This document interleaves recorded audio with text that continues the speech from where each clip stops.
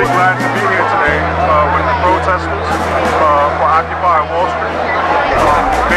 Michael Bloomberg and Police Commissioner Ray Kelly, they have been harassing the protesters since they came here about 4 weeks ago. The protesters of Occupy Wall Street decided to hold their ground, and they were determined not to be run out of this particular area which is called Liberty Square and Zuccotti Park and everything. And so, as you can see, there's a mixture of people of all different cultures, all different races of people. I believe that this is a new day in our history for change. Just to see our young people out here determined to come together. And and also another thing that I've heard, that I saw personally, is how helpful so many people were. There was a young man who was under a blanket. He popped up from under the blanket.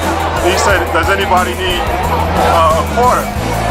So it's that kind of love that's here in this crowd. Sorry.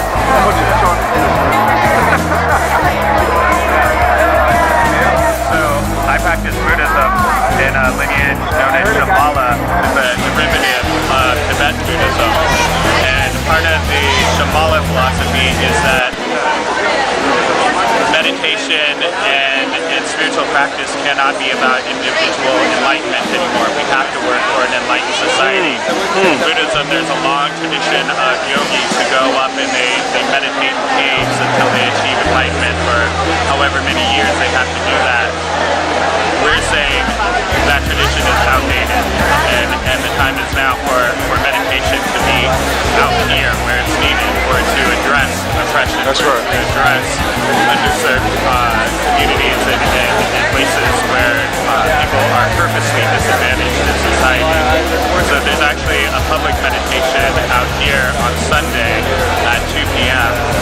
A bunch of different Buddhist sanghas or communities are getting together to raise consciousness and to bring mindfulness to these protests, because if we lose compassion is a missing piece in this sort of activity. So much of the time we set up a binary of us versus them, and we forget that it's really about people.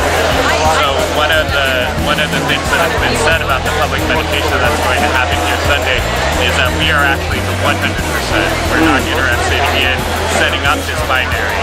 That oppression actually hurts the oppressors. That's right. So this is for the liberation of the 1% as well. We're actually on their side as we're doing it. So What do you think about the protest rally so far? What is your take on it? it's amazing. I feel like this is the closest we've ever been to a real world peace movement, a real egalitarian society, and we're still very far away from that. But this has so much potential, and as you can see, it's snowballing. And we don't even know how much potential this has yet. We don't even know how big this will be yet. So as it keeps going, it keeps growing. And with every instance of police brutality, it gets bigger and it has more attention. There's more people who feel passionate about it. So I feel like it's like just one big catch-all of people who are disgruntled, who have very valid complaints with the society, with capitalism, and we're just funneling all of that energy into something positive, into something useful, and bringing hope back, because those of us who have been disgruntled with the way things are in this society have thought, oh, things are really wrong. This is really inspiring hope and really galvanizing the liberal side of things, really. But